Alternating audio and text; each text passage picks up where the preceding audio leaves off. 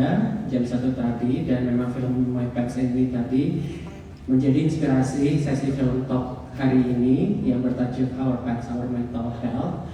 Jadi kita akan ngobrol tentang binatang peliharaan dan kesehatan mental kita. Dan di sini sudah ada para pembicara dan moderator. Kalau teman-teman ingin bertanya silakan acungkan tangan, nanti tim dari volunteer kami akan membantu untuk mengarahkan mic. Kalau teman-teman, if you want to ask questions, feel free to do so either in English or Indonesian. If you need translation, our translator will bantu. Oke, silakan Teh. Oke. Selamat siang semuanya. Tadi semuanya ikut nonton dokumenternya atau enggak? Atau ada yang belum? Tapi nggak apa-apa, karena topiknya universal, jadi pasti bakal nyambung. Perkenalkan, saya Stephanie Josephine atau Tepi. Senang banget hari ini bisa memandu sesi diskusi tentang our pets, our mental health. Tapi kalau mau diterusin lebih lanjut, gimana sih cara memelihara hewan dengan bertanggung jawab? Nah, hari ini kita punya beberapa narasumber. Sebelumnya, tapi saya mau mengucapkan terima kasih dulu untuk pendukung utama acara Film Talk, Delegasi Uni Eropa untuk Indonesia, EU Policy and Outreach Partnership, EUPOP, Erasmus House, Kedutaan Belanda, dan Kedutaan Irlandia. Sebelumnya saya mau memperkenalkan dulu sambil baca backgroundnya. Tapi yang di tengah kita punya Dr. Indi Kumala, mungkin mau menyapa dulu. Selamat siang. Lalu ada yang paling kiri ada Mas Rizal Iwan. Dan yang di sebelah saya ada Mbak Karin Franken. Dan juga akan ikut diskusi menggunakan bahasa Indonesia, tapi teman-teman mau nanya pakai bahasa apa aja, silahkan. Oke, saya kasih background dulu nih dengan Dr. Indi Kumala. Beliau kuliah kedokteran hewan di IPB dan lulus pada tahun 2006. Sekarang dokter ini praktek di Dokter Hewan Magda Rumawas Muara Karang dan bekerja di Yayasan Pro Natura Balikpapan untuk konservasi hutan dan perlindungan terhadap beruang madu. Teman-teman yang mungkin ada pertanyaan soal dunia merawat hewan dengan baik secara medis nanti bisa dilayangkan. Lalu Mas Rizal Iwan. Mas Rizal ini setelah lulus dari FISIP UI pada tahun 2002, Mas Rizal mulai bekerja di bidang copywriting, dan sekarang fokus menjadi freelance writer dan juga menjadi aktor untuk teater dan web series. Tepuk tangan dulu untuk bicara kita. Yang terakhir ada Mbak Karin Franken yang udah sangat meng-Indonesia sekali. Mbak Karin adalah pendiri dari Jakarta Animal Aid Network yang didirikannya di tahun 2008 bersama teman-temannya untuk melindungi satwa dan hewan-hewan liar di Indonesia. Mbak Karin sudah bekerja di bidang kesehatan hewan selama 25 tahun terakhir ini. Oke, jadi pertanyaan pertama akan saya lakukan untuk Mbak Rini. Teman-teman boleh menimpali kapan saja kalau topiknya relevan. Jadi kan tadi kita lihat tuh di dokumenter hewannya macam-macam. Ada yang standar, anjing, kucing, tapi ada yang agak minggir dikit gitu ya, udah babi sama siput. Pertanyaannya buat Mbak Rini, kalau dari sisi medis dan biologis terutama, dan boleh belak-belakan aja, karakter natural mereka tuh sebenarnya gimana sih, dan sebenarnya rumah itu tuh tempat yang ideal nggak sih untuk melihara mereka, atau mungkin Jakarta dan Indonesia? Oke. Kalau Jakarta karakter ideal mungkin yang punya lahan luas kali ya. Oke. Boleh diangkat sedikit Mbak? Halo. Karena hewan-hewan ini masih belum betul-betul terdomestikasi. Mereka perlu enrichment yang cukup banyak, harus ada activity, kelembapan, dan di Indonesia kan cukup tinggi. Iya. Kalau ditaruh di rumah kecil kayak gitu, bisa-bisa jadi sakit. Nah, oke. Jadi harus kena udara, nanti udara luar juga lembab juga. Gimana tuh? Jadi harus luas. Pokoknya guguin dulu deh, jangan asal beli terus ikut-ikut teman. Iya. Ya. Yang habis nonton jangan langsung beli, kalau mau beli bisa googling dulu. Itu kira-kira. Oke, karakternya berarti jadi sebenarnya bisa pelihara, mau yang illness sekalipun mungkin palingnya seperti yang di dokumenter, tapi perhatikan lingkungannya dan jangan lupa baca sebanyak-banyaknya. Mungkin juga jangan beli tapi bisa adopsi juga. Ada pendapat mungkin dari Mbak Karin? Ya, kalau untuk satwa domestik sih adopsi yang paling baik ya, kucing atau anjing. Kalau babi saya nggak tahu sudah ada yang bisa diadopsi atau belum. Nah itu saya juga. Tapi apa namanya? Sebenarnya mau pelihara hewan apapun ya kecuali wildlife ya. Kalau wildlife itu harus sama expert dan lebih baik di alam bebas ya. Tapi kalau mau pelihara apapun termasuk babi atau kuda atau apa gitu ya, kita harus tadi seperti dokter ini udah bilang, kita harus googling dulu atau kita harus bicara sama expert, kita harus tahu betul kita mulai dengan apa gitu ya, kita what do we get ourselves into gitu loh, dan itu wajib sekali karena bukan hanya untuk kita sendiri tapi juga untuk kesejahteraan hewan yang kita mau pelihara gitu. Karena kalau misalnya kita asal ambil untuk ya karena misalnya ikutin tren atau lucu gitu, tapi kita tidak tahu betul bagaimana peliharanya, apa kebutuhannya, nanti yang ada kasihan hewannya gitu, dia tidak sejahtera gitu. Jadi apapun yang kita pelihara, termasuk juga anjing, karena itu juga di Jakarta masih sering sekali kelihatannya orang misalnya, ini husky-nya keren gitu, lucu banget gitu, cakep gitu, terus tanpa dipikirkan lebih dahulu gitu, husky itu perlu apa sih? Itu kan husky itu kan working dog ya sebenarnya, hewan bekerja gitu. Jadi kita harus siap dengan kasih dia exercise setiap hari, terus kasih dia juga enrichment, playing, apa segala macam training. Kita sanggup enggak, siap enggak gitu ya. Jadi sebenarnya kita mau pelihara apapun tergantung kesiapan kita.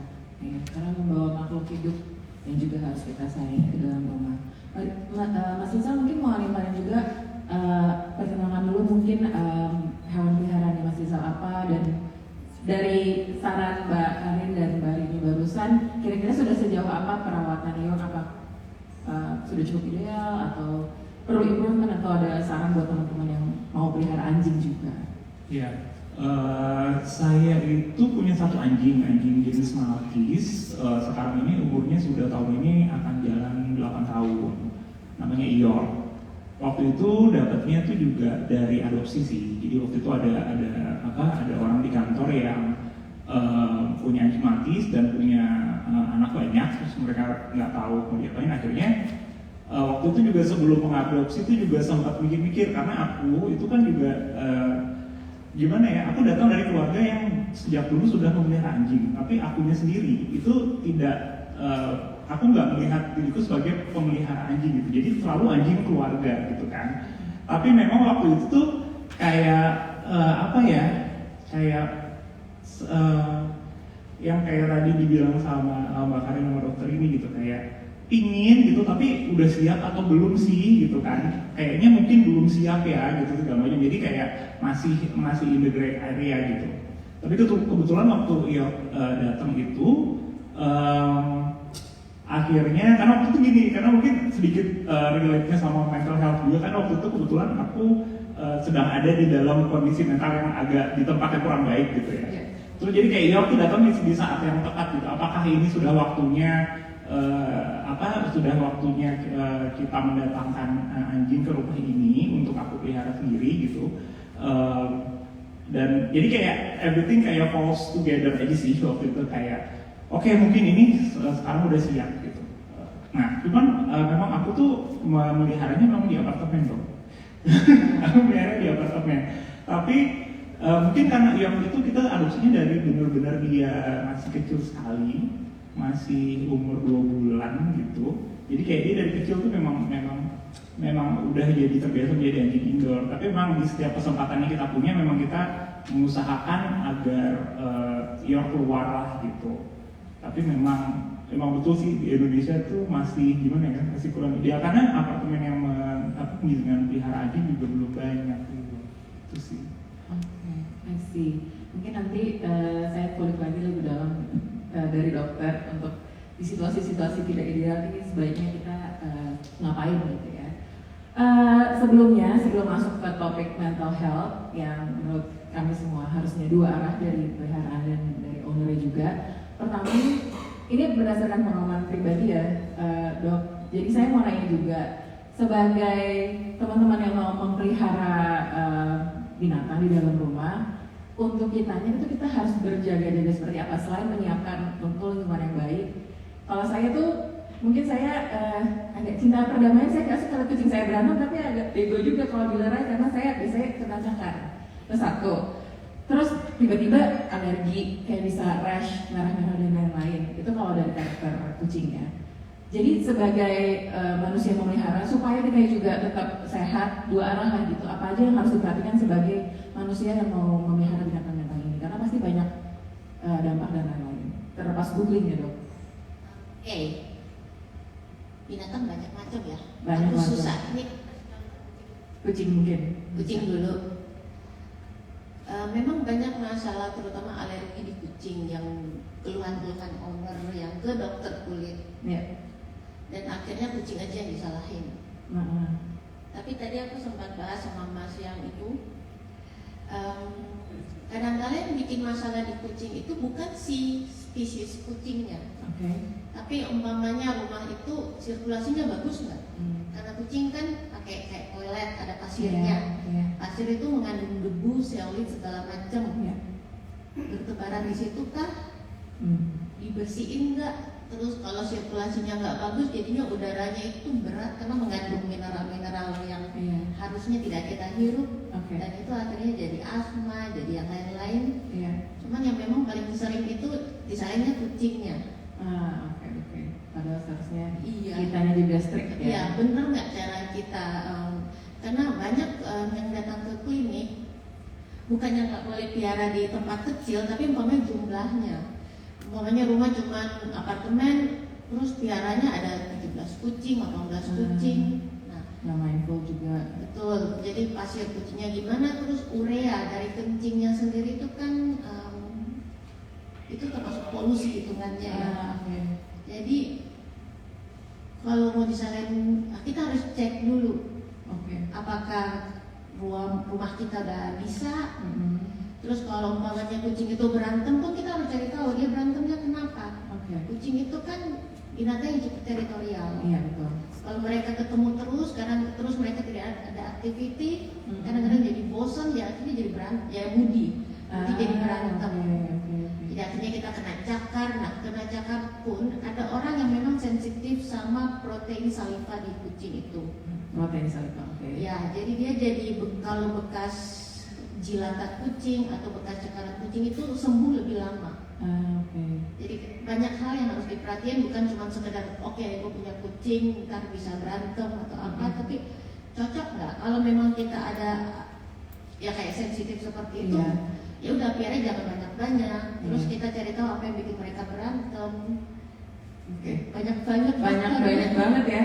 Agak puyeng kalau dipikirin banyak, tapi memang harus seperti itu sih karena bertanggung jawab untuk diri sendiri dan juga hewan yang kita pelihara. Terima kasih banyak Dok, kasih insight juga. Dan kalau aku dengar kayak gini berarti oke, I'm learning on the go on how to adapt and deal with the cats.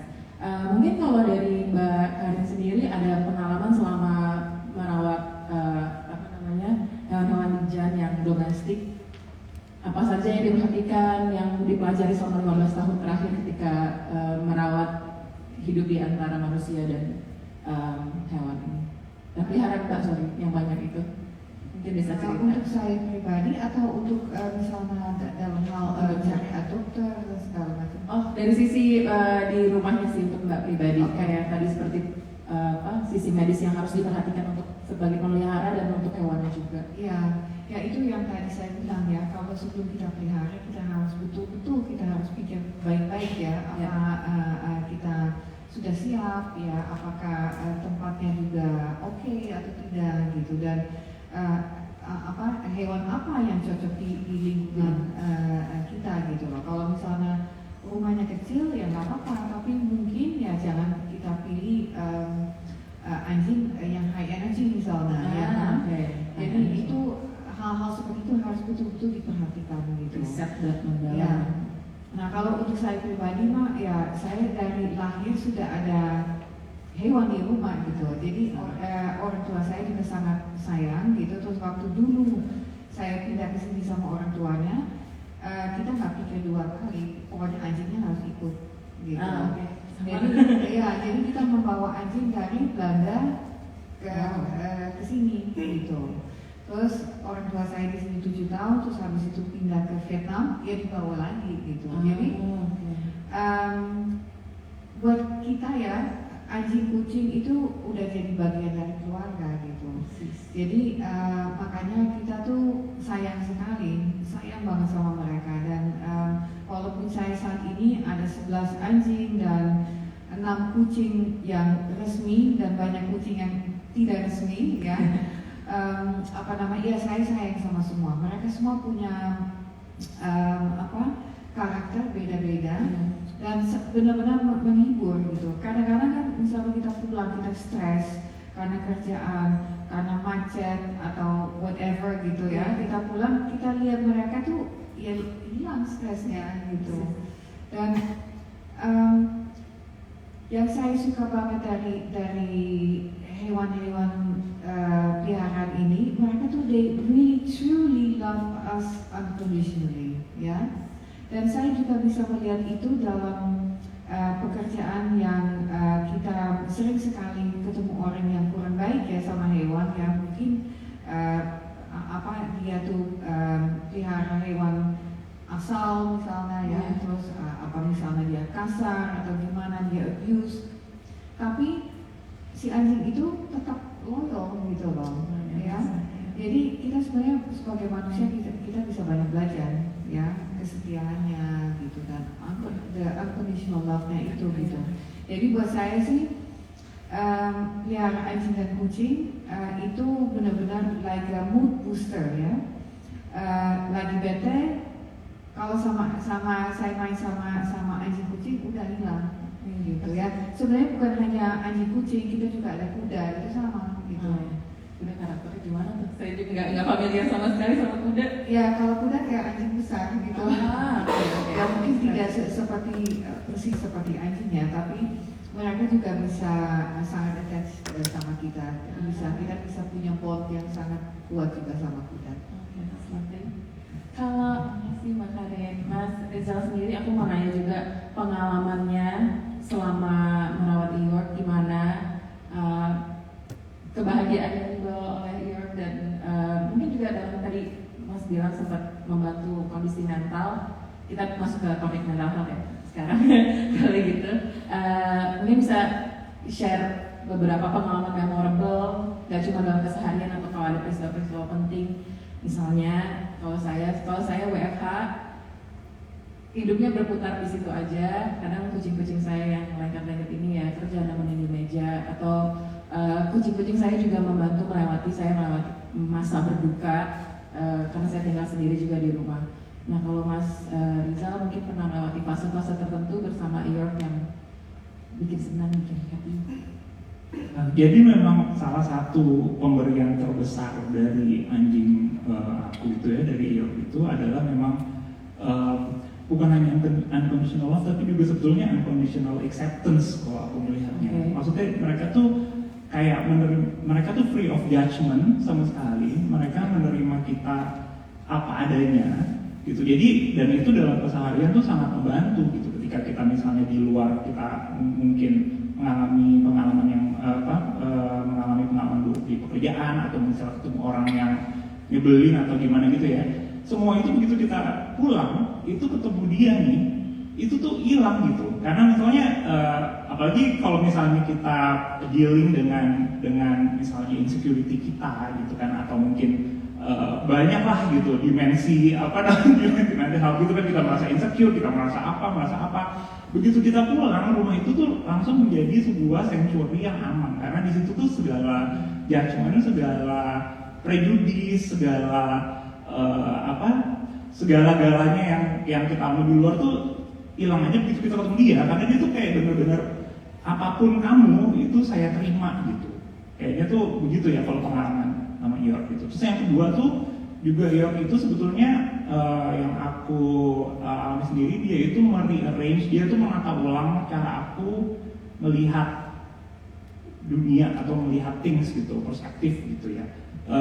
Contohnya gini, ini mungkin aku agak cerita sedikit backgroundnya dulu. Jadi York itu sempat dioperasi 2 kali gitu, karena dia waktu itu di spay untuk di neuter gitu, tapi ternyata ada masalah di spaynya itu, jadi harus dioperasi lagi. Dan pengalaman mengatakan dioperasi itu tuh benar-benar sesuatu yang mendebarkan lah gitu kan. Maksudnya kita tuh pasti kan yang sangat-sangat khawatir gitu kan, apakah ini nanti operasinya akan berjalan lancar, apakah ini akan ada komplikasi segala macam. Alhamdulillah semuanya berjalan lancar. Nah tapi dari poin ini itu tuh jadi turning point buat aku, karena itu tuh kayak gimana ya, mengajarkan aku untuk belajar untuk berpikir positif terus gitu. York itu mengajarkan aku untuk berpikir positif. Misalnya gini nih, ya namanya hewan itu kan kita kayak berusaha sama anak kecil aja ya. Mereka tuh pasti ada bandelnya, mereka ada ininya gitu ya. Tapi setelah pengalaman yang aku alami bersama York gitu, bahwa yang penting itu dia sehat, yang penting itu dia nggak sakit. Jadi ketika misalnya ada hal kecil-kecil yang tadinya mungkin membuat sebel, membuat kesel gitu, kalau misalnya dia itu biasanya kan kalau anjing itu dia suka pagi-pagi kita belum bangun dia sudah bangunin gitu kan. Tadinya mungkin kita akan melihat ini sebagai aduh ini nyebelin banget sih, ini harus ini gitu kan. Tapi begitu kita melewati pengalaman bersama dia bahwa yang penting itu adalah dia sehat. Ketika dia begitu tuh kadang ini berarti dia sehat nih, berarti dia masih mau main gitu. Berarti dia masih her normal self gitu. Jadi aku akan nggak merasakan itu sebagai beban bangun pagi dan itu tuh. Terus misalnya dia juga karena aku tinggalnya di apartemen itu kan dia udah potty train segala macam, tapi kadang-kadang kan dia suka bandel juga tuh, kadang-kadang suka pipisnya sembarangan apa. Tadinya gitu sebelum aku menjadi sampai di tempat untuk mencoba berpikir positif itu akan aku lihat sebagai aduh ini aku harus bersihin gitu, aduh ini York nih bandel banget gitu. Setelah aku mengalami perjalanan ini bersama York, ketika aku melihat dia pipis sembarangan gitu, nggak apa-apa deh pipis sembarangan, ini berarti pipisnya dia normal gitu loh. Maksudnya dia masih pipis, dia masih pup dengan normal gitu. Jadi kayak dia tuh mengajarkan aku untuk melihat dari sudut pandang yang lain gitu. Kayak yang tadi kita lihat di film itu ya, ada satu quote yang aku seneng banget itu dari si Franz dan yang babi itu, bahwa dia bilang kan dia memelihara Franz itu dia nggak mencari mirror, dia nggak mencari cermin, tapi Franz itu buat dia bukan cermin tapi kaca pembesar.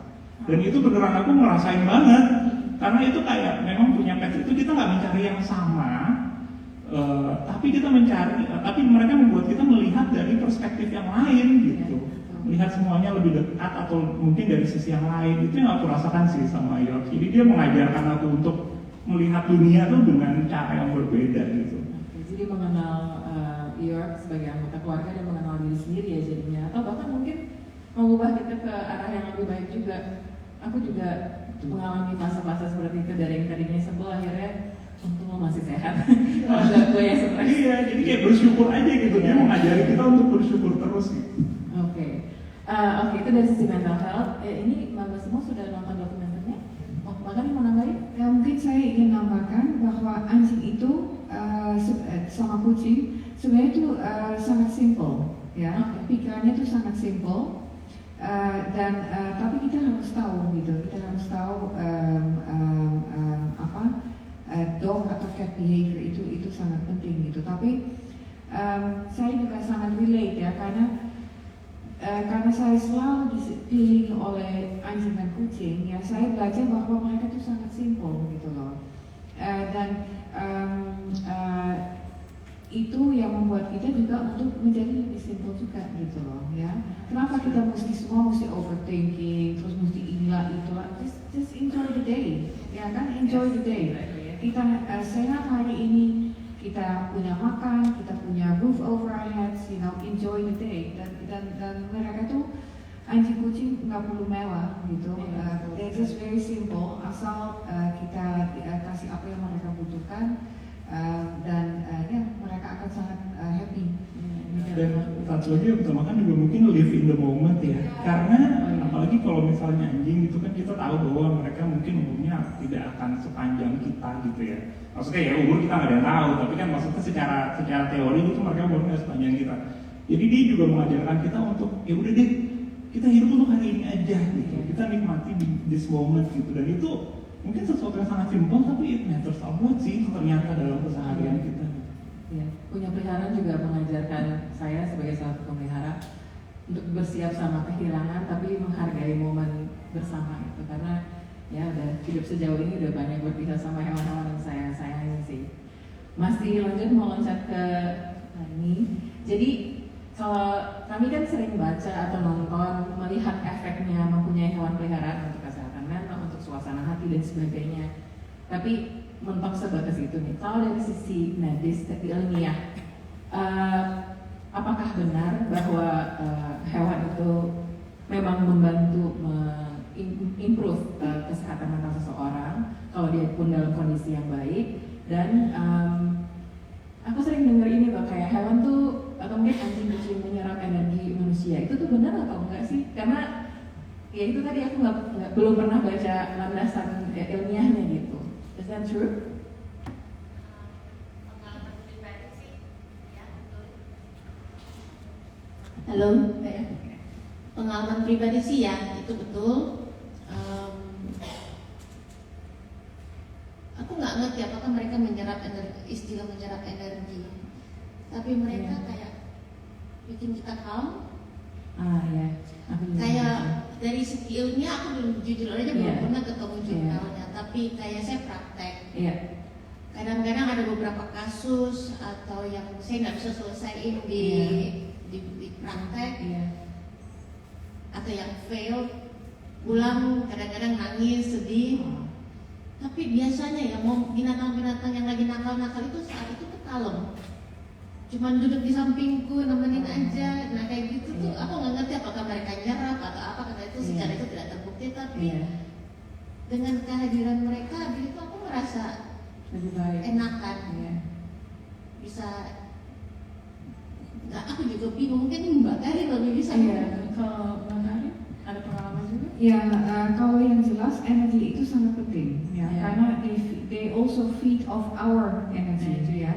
Kalau misalnya untuk anjing pribadi itu lain cerita menurut saya, karena itu betul kita energinya mau lagi high atau low atau bagus atau tidak bagus, karena mereka udah satu level, satu in tune sama kita, pasti mereka akan membantu kita gitu loh. Tapi kalau secara umum, kayak misalnya gini, datang ke shelter kita ada 100 anjing lebih gitu. Kalau misalnya kita kalem, itu pasti anjingnya tuh ribut sebentar udah kalem gitu. Tapi kalau kita datang gitu, apa yang hyper banget ya, terus anjingnya akan they feed off that energy, mereka juga akan hyper gitu loh. Terus nggak ada yang berantem atau gimana. Jadi sangat penting kita tuh santai gitu loh. Kalau kita santai, hewannya juga pasti akan ikut santai. Jadi kalau misalnya kita rescue, kita nggak pernah, aduh kasihan kamu nak, aduh kasihan banget kamu, nggak pernah begitu, never ever ever.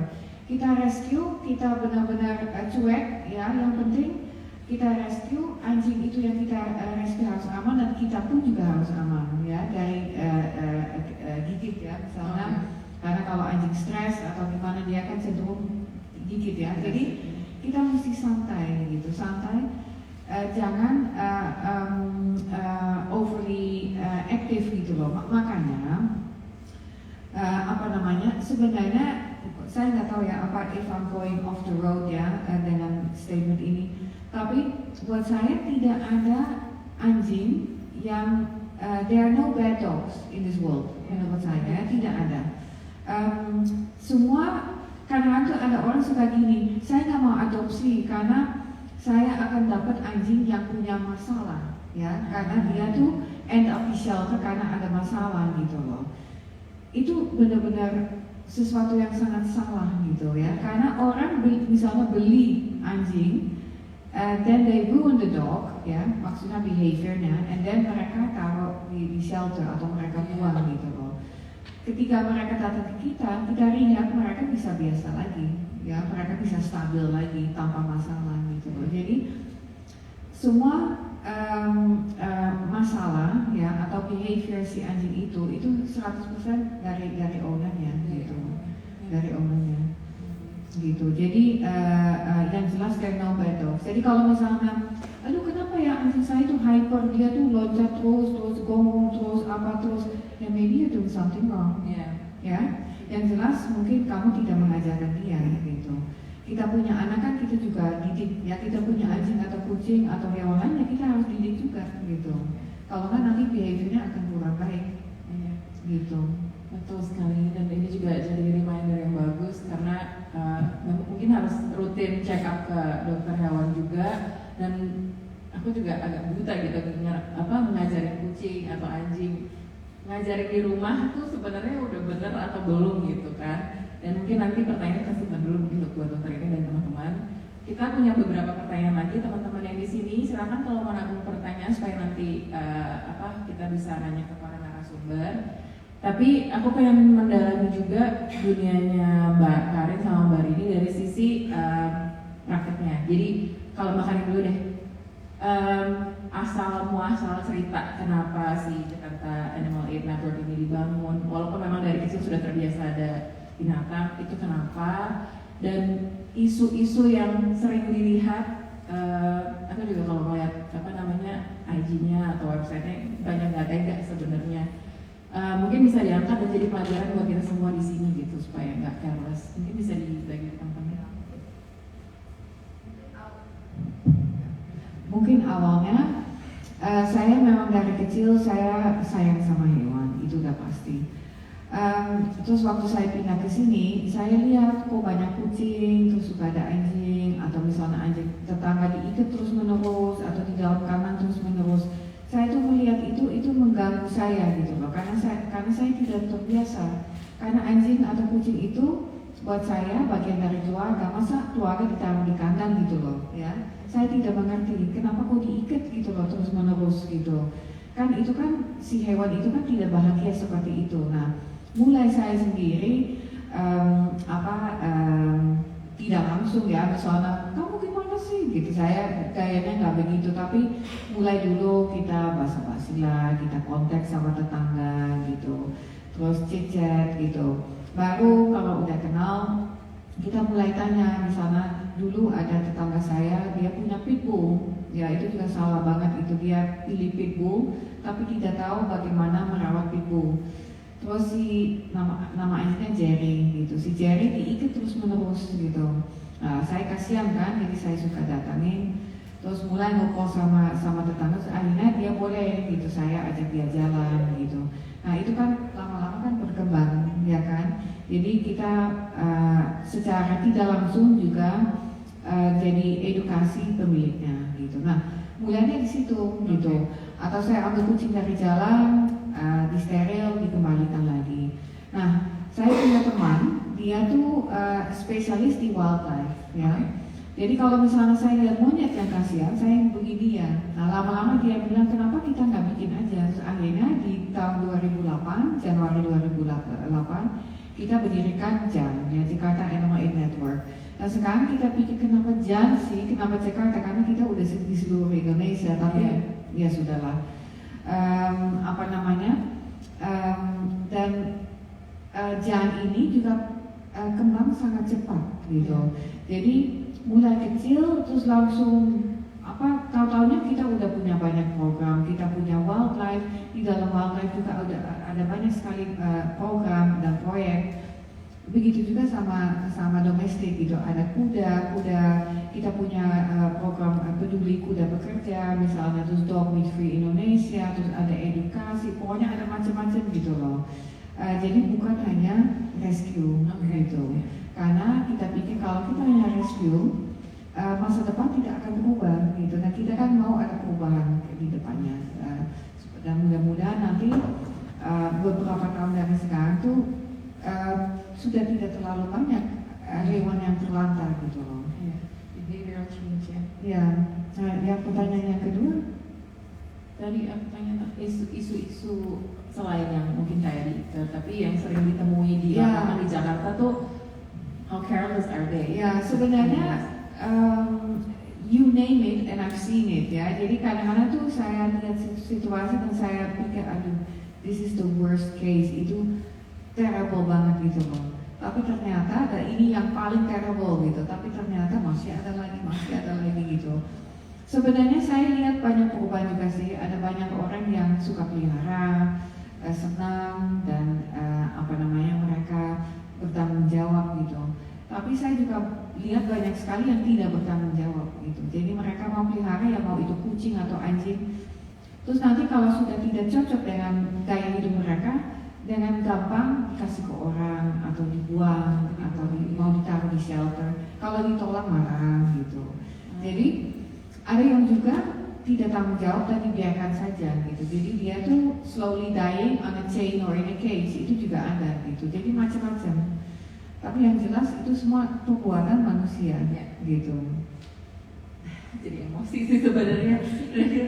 Kasihan soalnya karena saya juga ngalamin sendiri pas saya pindah ke rumah yang sekarang itu kucing-kucing bagus tapi nggak jelas ownernya siapa, sepertinya ditinggal dari rumah di seberang apa. Jadi mungkin sekarang teman-teman kalau lihat kejadian seperti itu tapi mungkin nggak sanggup, bisa kontak teman-teman di Jakarta Animal Aid Network at least to ask what to do. Ya, mungkin dari dokter ini, dari pandangannya selama menjadi dokter hewan selama ini, isu-isu yang dilihat ya tentu saja mistreatment banyak, tapi hal-hal apa aja sih yang bisa kami pelajari dari pengalaman sebagai dokter? Mungkin juga hewannya aneh-aneh kali ya ditemuin, nggak cuma anjing dan kucing. Iya, kebetulan saya praktek banyak di eksotik. Oh, praktek eksotik, oke. Dan memang banyak sekali yang pelihara itu karena ikut-ikut. Pelihara karena ikut-ikut. Bukan karena sudah pelajari. Banyak yang datang ke klinik itu lagi pameran, Dok, iseng anak saya mau, jadi kami beli.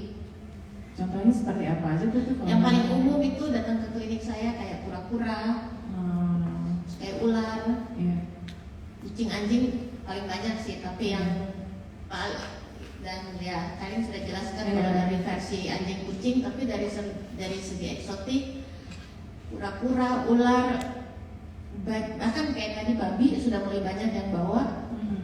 Tapi mereka cuma beli karena ya mereka mampu dan lucu. Tapi habis itu lupa binatang-binatang ini butuh fisiologinya beda sama kita. Kita dan mereka tidak googling itu. Jadi habis itu kayak piara kura-kura atau ular cuma taruh di akuarium, yang kura-kura harusnya bisa hidup ratusan tahun. Ya udah kayak gini aja di akuarium yang cuma 30 cm seumur hidupnya. Jadi gimana ya, kalau bisa jangan lihat karena lucunya. Coba pelajari, baca, dan jangan dengar penjualnya. Penjualnya itu selalu cari cara yang paling gampang. Oh, ini kesannya gampang banget kita piara. Cuma cukup kasih makan pelet ini, selesai seumur hidupnya, kasih satu pelet itu aja. Tapi tolong pelajari, googling betul-betul. Sekarang enak sekali, kita tidak perlu ke perpustakaan cari buku, sudah bisa dari HP googling, benar nggak ini binatang habitat aslinya kayak gimana sih, perlu bisa nggak kita piara. Atau kayak itu yang paling umum kayak umpamanya anjing. Sekarang kayak yang lebih sering banget datang di klinik itu selain husky, corgi. Tapi tinggalnya betul-betul rumah yang super kecil. Hewan ini tuh butuh mereka gerak, butuh main, butuh butuh energinya dikeluarin. Pada saat itu nggak dikeluarin, mereka kesannya jadi nakal. Padahal sebenarnya bukan nakal, karena over energi aja. Habis itu dibilang nakal, dikandang, dipukul. Ada yang sampai di rantai sempit-sempit supaya tidak nakal. Padahal ya bukan itu poinnya. Tolong, maksud saya baca dulu, baca baik-baik. Jangan ikut-ikut teman. Oh ini lucu, di sosial media kayaknya cantik, belum lagi langka nih warnanya. Aduh. Jadinya animal abuse ya? Iya, jadinya animal abuse. Ini aja saya juga mempertanyakan jual beli hewan itu ya legalitasnya gimana sampai orang bisa segampang itu. Kok ini jadi 2 jam kayaknya. Nah itu juga saya pertanyakan gitu, karena kok orang bisa dengan gampangnya beli tapi breedernya ini nggak bertanggung jawab atau random aja gitu penjualnya. Mas, thank you by the way, dokter. Mas Rizal mungkin ada pendapat atau mau sharing sesuatu selain merawat Eeyore, pengalaman mungkin pernah lihat teman-teman, bukan teman-teman sih sama-sama penyayang binatang ya. Cuman your thoughts on this issues that you see about animal caring and animal abuse for it? Iya, sebenarnya sih yang aku lihat tuh adalah kalau the moment kita decide dan merasa siap untuk memelihara hewan itu adalah sebenarnya sama aja kayak kita menerima anggota keluarga baru kan gitu. Jadi kita memang harus gimana ya?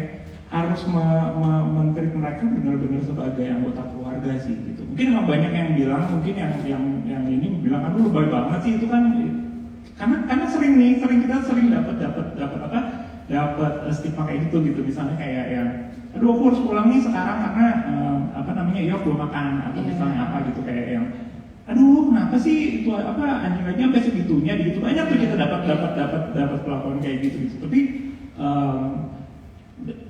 dari luar aku nggak tahu kelihatannya kayak gimana, cuman kalau dari dalam gitu dengan apa yang sudah mereka berikan ke kita itu benar-benar menurutku itu setara sih sama apa yang diberikan oleh ya anggota keluarga, mereka bagian dari hidup kita dan ya kita harus, mereka sudah memberikan banyak gitu ya dan kita juga nggak cuma terima doang, tapi kita juga harus memberikan juga gitu. Jadi kayak timbal baliknya sama kayak berhubungan sama manusia kalau aku lihatnya ya gitu. It's a take and give situation dan mereka juga punya perasaan gitu. Jadi kayak ya kita nggak jangan mengecilkan itulah gitu sih.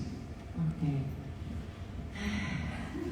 Jadi aku yang menyerap energi ini kepikiran binatang ini jadi sedih. Oke teman-teman, kita punya sisa waktu 15 menit, bisa buka pertanyaan. Sebenarnya sih saya punya pertanyaan yang sangat penasaran nih dok. By the way, dok kalau anjing atau kucing tuh minumnya lebih baik air mineral kan atau gimana? Aku nggak tahu, terus tiba-tiba kepikiran ini mereka minum air matang, air mentah atau apa tuh tahan nggak sih? Cuma kepikiran aja itu udah benar apa belum? Sebaiknya nggak sih? Tergantung adaptasinya sih. Mereka air mentah nggak apa-apa juga sebenarnya. Apa? Oh oke, sebenarnya masih. Tapi bukan air mentah dari keran. Iya dari keran gitu. Dari keran masih oke. Oke, tapi harus ya beradaptasi. Ada sama seperti kita tidak biasa, kita yang orang bulu, ya mungkin orang asing yang datang ke Indonesia gampang mencret. Iya. Kalau minum es batu sembarangan yang bukan air masak. Ya binatang juga sama, flora ususnya itu bisa beradaptasi. Oke. Jadi kalau memang kayak rumah doang, yang anjingnya, kucingnya sensitif pencernaannya, biasanya aku saranin air bersih, air yang sudah dimasak atau aqua, air filter, setidaknya. Tapi karena saya juga banyak ngurus stray, mereka di luar aku cuma sediain air keran. So far baik-baik aja, jadi patokannya bukan dari situ sih, adaptasi kebiasaan juga. Kita pun sebenarnya minum air keran nggak juga pasti langsung sakit dan mati kok. Iya sih, mungkin stigmanya. Sorry dok, tiba-tiba nanya karena tadi kepikiran soal ngasih makan, ngasih minum, terus itu pertanyaan tidak pernah saya solve. Oke teman-teman, ada yang mau nanya? Ya Mbak, silakan. Selamat sore, saya Suti. Sama Suti. Mau nanya ke Dokter Rini ya, kebetulan ahli di binatang eksotik ya. Saya punya turtle. Awalnya sih iseng-iseng gitu beli turtle, terus kemudian sayang banget dan saya berusaha merawatnya seperti seharusnya gitu kan, dijemur dan memberikan akuarium yang besar dan kadang-kadang dibawa jalan-jalan juga. Pertanyaan saya, apakah turtle juga seperti anjing atau kucing yang bisa mengenal pemiliknya atau bisa mungkin merasakan perasaan pemiliknya seperti itu? Karena kan turtle kan beda dengan anjing atau kucing, apakah mereka juga bisa relate sama kita? Terima kasih. Halo, sangat bisa, sangat kenal. Mereka bahkan tahu yang mana temennya, yang mana musuhnya, yang mana mereka bisa cemburu. Sangat bisa. Yang dipiara turtle berarti di air ya? Oke, iya. Mereka tahu kok pemiliknya, mereka tahu siapa yang biasa kasih makan, owner atau biasanya yang kalau di klien kita biasanya mbak yang suka ngurus, jadi mereka ngurutnya sama si mbak. Kalau yang dipiara di akuarium, kalau mbaknya lewat diikutin, kalau ownernya lewat ya dicuekin aja.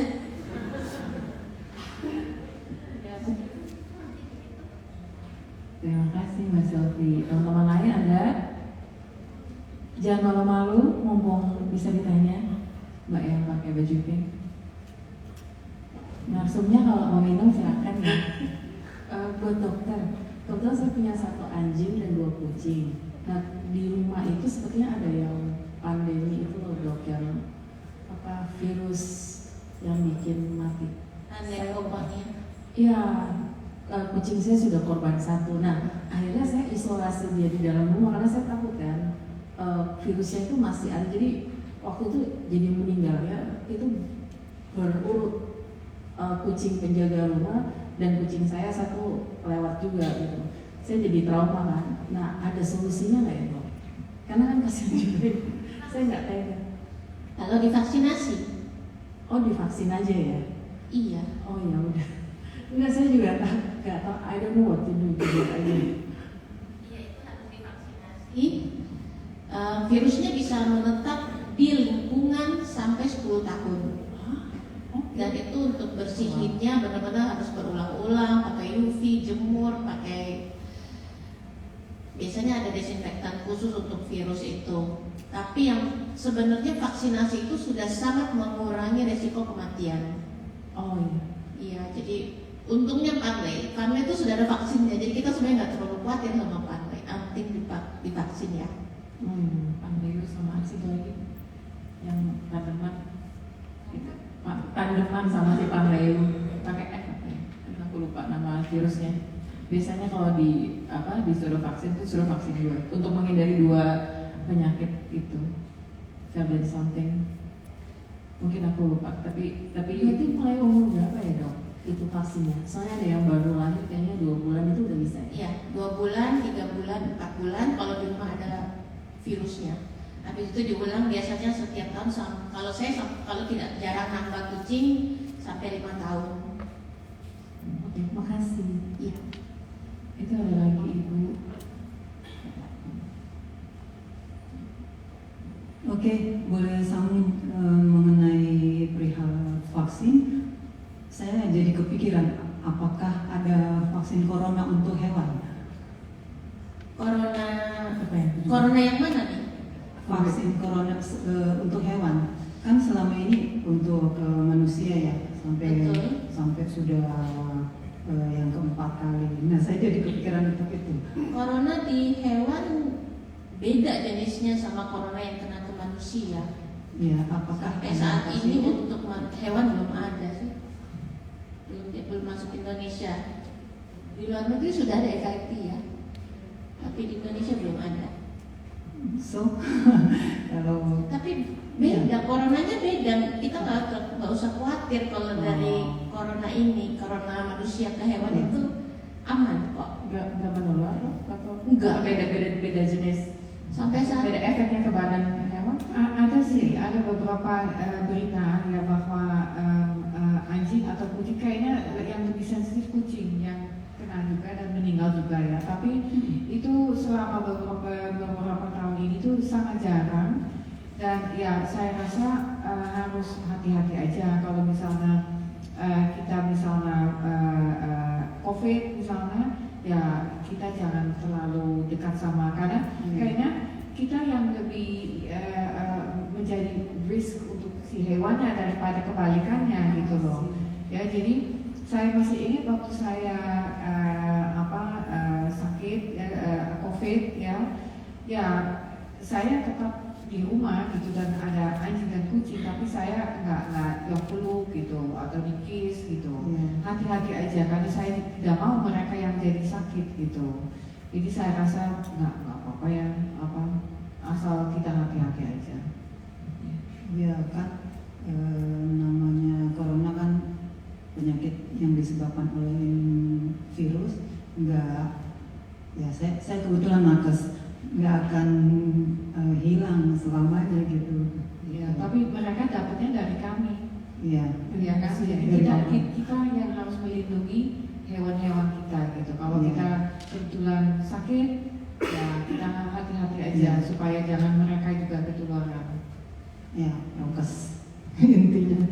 Oke. Oh iya, ini kira-kira saya udah maksimal mungkin 2 pertanyaan lagi udah mentok. sebelum kita tutup, Mbaknya mau nanya lagi.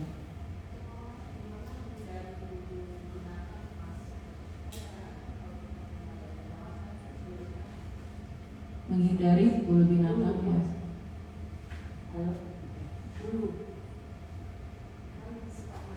Tertelan maksudnya. Mungkin pakai masker atau sering disisir kucingnya atau anjingnya jadi bulunya nggak terlalu bertebaran. Karena bulu-bulu yang rontok itu pun kan sebenarnya over rontok artinya nggak bagus. Mereka mungkin sakit atau lagi seasonnya. Jadi kita sering sisir, jadi rontoknya ada di sisir. Tertelan di mulut, ya serat sih, serat tambahan. Nanti keluar kok. Oke, aman ya berarti. Oh, Masnya yang di belakang mau nanya, silakan. Oke, terima kasih. Saya mau nanya terkait sama mental health ya sebenarnya. Oke. Untuk kalau karena saya di kesehatan dan saya dekat sama isu mental health juga. Nah, pasien-pasien mungkin yang unstable secara mental itu boleh share pengalaman atau opini aja. Kira-kira mereka tuh apa ya? Ada laut nggak kayak boleh nggak sih mereka pelihara binatang? Karena kalau dari saya sendiri, kita untuk teman yang bipolar, schizofren itu kira-kira gimana? Nah, terus kalau saya sendiri secara person saya pernah lihat untuk yang punya spektrum autism mungkin ya kan bisa bantu untuk berani kontrol misalnya. Nah, kalau teman yang mental tidak stable misalnya untuk pasien-pasien bipolar, schizofren itu kira-kira untuk pelihara binatangnya gimana?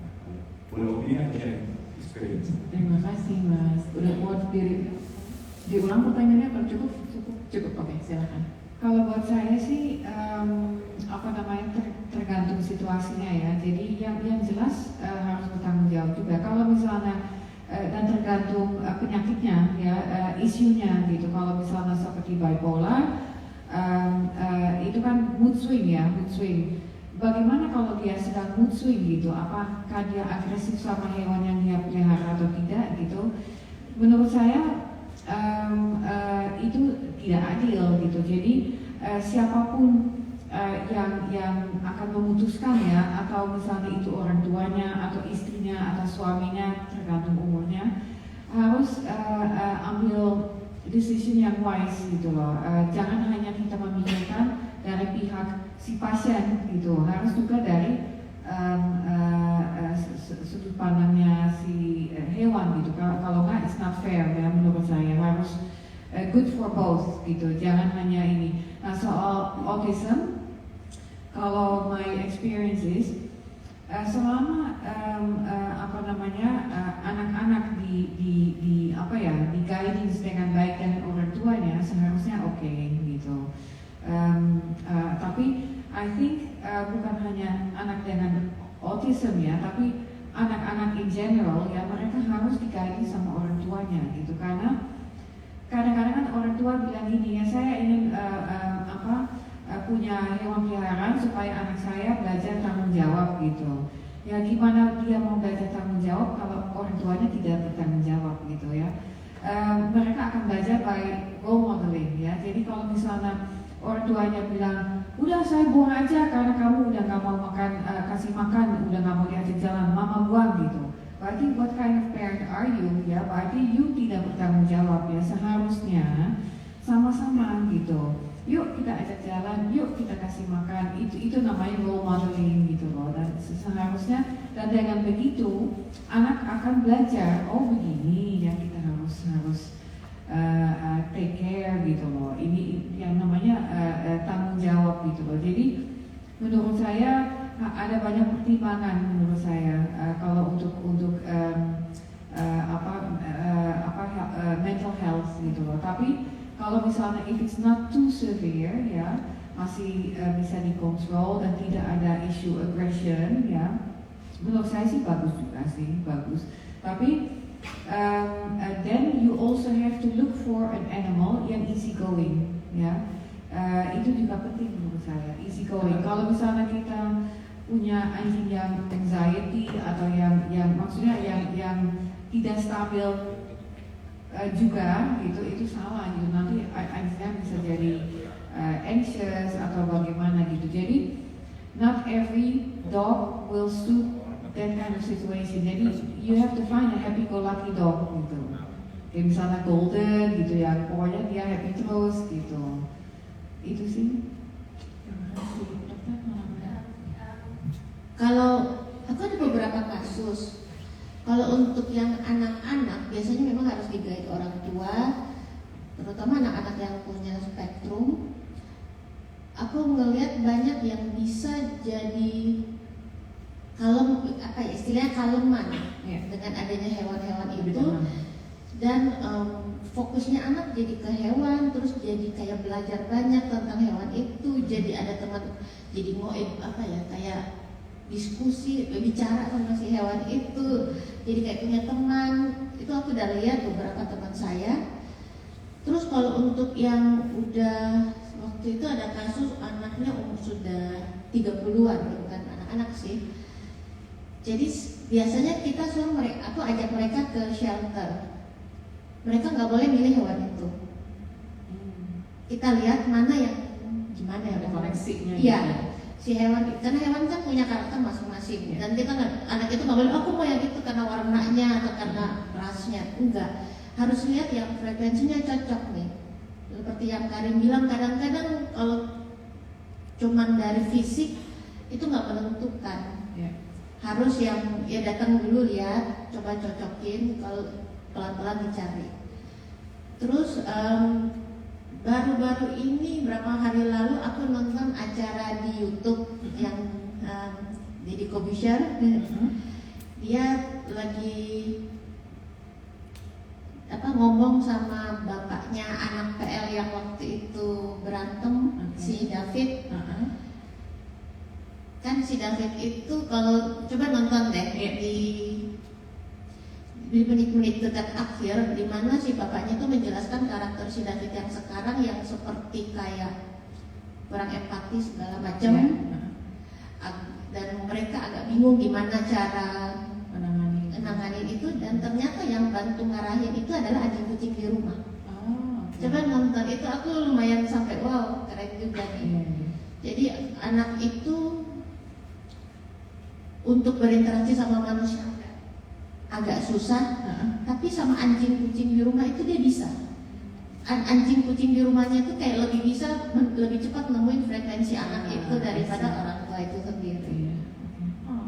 Ini aku mau nanya, kalau di Indonesia tuh kalau terapi dog itu tuh gimana sih situasinya di sekarang itu? Kalau di luar tuh kan kayaknya suka ada kan yang service dog atau terapi dog gitu, yang khusus buat itu. Kalau di Indonesia ini gimana sih sebetulnya itu? Belum ada.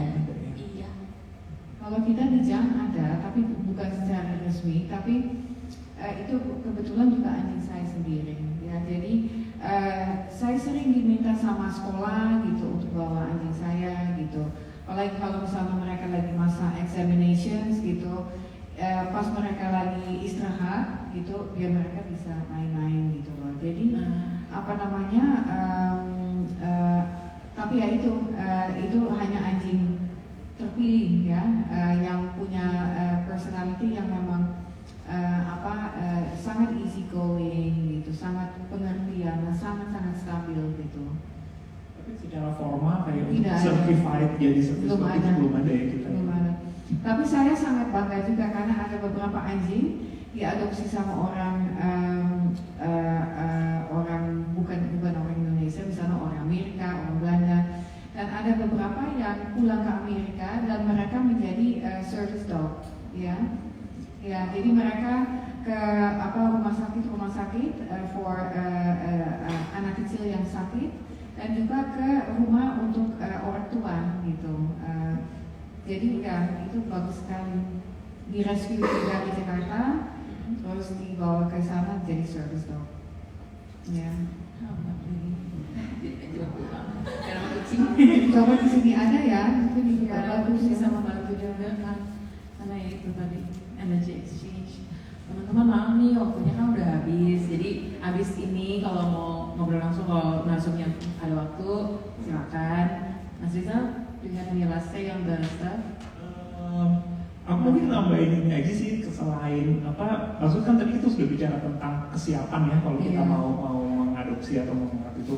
Cuman mungkin ada satu lagi dari pengalamanku yang penting juga itu adalah ya kesiapan mental dan kesiapan finansial ya, tapi satu lagi itu juga sebetulnya support system sih, support system network kita gitu. Karena kadang-kadang kan kalau misalnya kita yang nggak ada pembantu, nggak ada mbak gitu kan di rumah gitu, kadang-kadang kalau misalnya kita mau traveling atau kemana gitu, support system ini jadi anjing ini bisa kan nggak bisa sembarang kita titipkan atau gimana, itu juga sebetulnya perlu kita pertimbangkan juga sih. Jadi itu lebih nice kalau kita udah dari support system. Jadi emang nggak simple sih perkara pemeliharaan. Betul sekali, seperti obrolin Angela kemarin. Jadi kalau saya bisa simpulkan, karena kita harus menyelesaikan diskusi ini sekarang, dan tadi kan dari judulnya dari digaungkan our pets, our mental health, tapi kalau di drill nih sampai ke dalam sebenarnya ya harus adil, harus simbiosis mutualisme. Mungkin teman-teman yang dilihat di dokumenter itu sudah sangat mengenali karakter hewan yang mereka pelihara dan benar-benar dianggap sebagai buddy, anak mungkin, anggota keluarga. Jadi seberarti itu, dan mereka berusaha menciptakan lingkungan yang juga sehat untuk para hewan peliharaannya. Terlepas hewannya mungkin beraneka ragam. Jadi kira-kira itu dari kami semua. Kalau misalnya Mbak sama Mas mau nambahin, mungkin setelah ini bisa ngobrol langsung sama teman-teman. Saya juga sekali lagi mau mengucapkan terima kasih buat teman-teman sudah hadir di sini. Terima kasih para narasumber yang dari kita. Terima kasih sekali lagi untuk para pendukung utama acara Film Talk, Delegasi Uni Eropa untuk Indonesia, EU Policy and Outreach Partnership, Erasmus House, Kedutaan Belanda, dan Kedutaan Irlandia. Saya Stephanie, pamit dulu. Terima kasih. Ini ada foto dulu. Thank you guys. Oh, kitanya di sini. Oh, oke.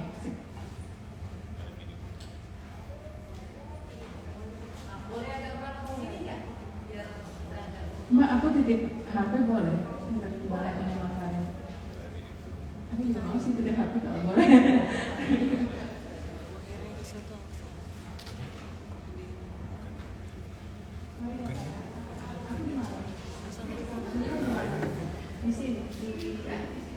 Di sini aja.